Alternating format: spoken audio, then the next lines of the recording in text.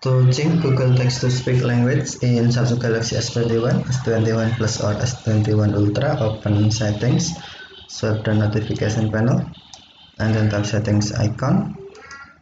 Scroll down Settings screen, find General and General Management, and then tap General Management.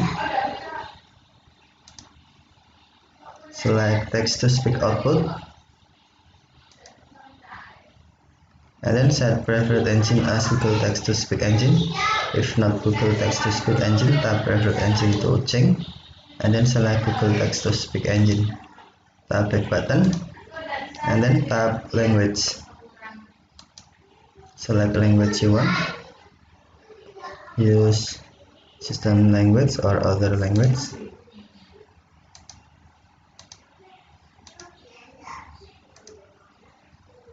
If you want to listen, tap play. 这是一个中文语音合成的范例。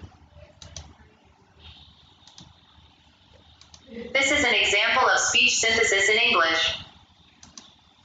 Or other language.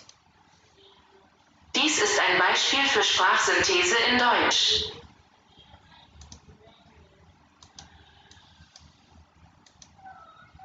Iki contoh sintesis suara ing basa Jawa.